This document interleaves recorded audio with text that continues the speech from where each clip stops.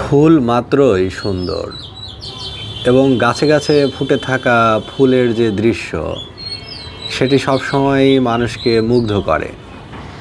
এবং এই পৃথিবীতে বিভিন্ন রকমের ফুল রয়েছে বিভিন্ন বর্ণের ফুল।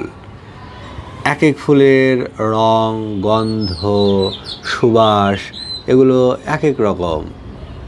যেমন এই যে বাগানবিলাস ছোট্ট একটি গাছ, টবে লাগানো ছোট্ট একটি গাছে ধরে আছে অসংখ্য ফুল এবং ফুলগুলোর বর্ণ কতটা তীব্র, কতটা উজ্জ্বল।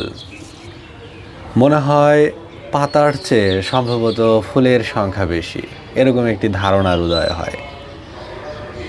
কত ছোট্ট গাছ, তবে ফুল ধরেছে কত বেশি। বাগানবিলাস সাধারণত রুচির প্রকাশ, সৌন্দর্য, রুচি, আভিজাত্য এগুলোকেই অনুমোদন করে বাগানবিলাস, অর্থাৎ বাগানবিলাস নাম দ্বারা এগুলো প্রকাশ পায়। সুন্দর বাড়ির গেটে বা বারান্দায় আভিজাত্য, রুচি এবং সৌন্দর্যের পরিচায়ক হিসেবে বাগানবিলাসের ঠাঁই হয়। তবে এখন ছোট ছোট টবেও ছাদ বাগানের জন্য উপযোগী হয়েছে সব বাগানবিলাস, এবং বাগানবিলাসও এখন বিভিন্ন রঙের হয়। সবচেয়ে পরিচিত রং বোধ হয় এটি।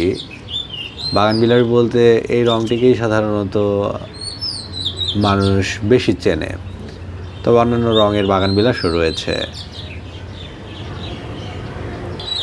যেমন এই সাদা রঙের বাগানবিলাসটি, এই রঙেরও কিন্তু বাগানবিলাস হয় এবং এই গাছটিও অনেক ছোট্ট একটি টবে লাগানো 1.5 ফুট 2 ফুট উচ্চতার একটি গাছে কত বাগানবিলাস ধরেছে। গাছটির ঠিকমতো পাতা নেই, তবে পাতার চেয়ে ফুলের সংখ্যা বেশি। যেমন এই শাখাটিতে পাতার সংখ্যা অনেক কম, 7-8টি পাতা রয়েছে আর ফুল রয়েছে অনেকগুলো।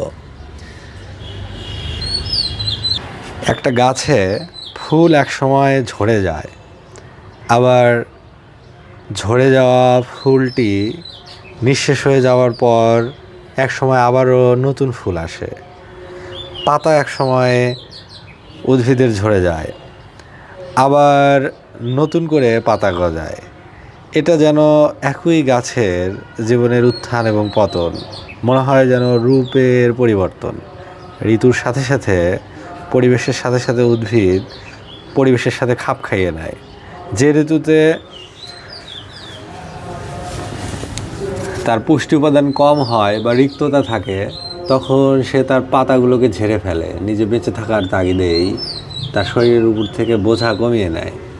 আবার যখন গাছ পানি পায়, পরিবেশের রুক্ষতা চলে যায়, এক ধরনের নতুন যৌবন বা নতুন এক ধরনের নবপ্রাণের সঞ্চার ঘটে, তখন উদ্ভিদও প্রকৃতির সাথে সাথে নিজেকে পরিবর্তন করে ফেলে।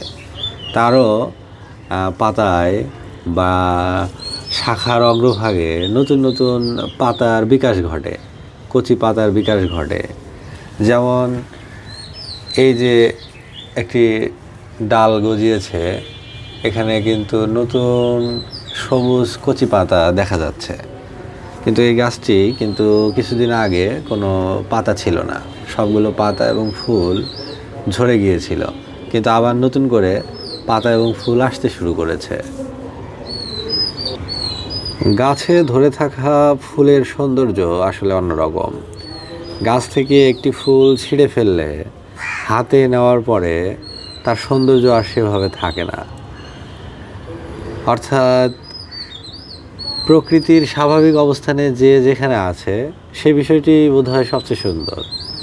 স্বাভাবিক অবস্থান থেকে বিচ্যুতি ঘটিয়ে অন্য কোথাও তার স্থান পরিবর্তন করে দিলে সেই জিনিসটার মহিমা বা মাধুর্য এরকম আর থাকে না।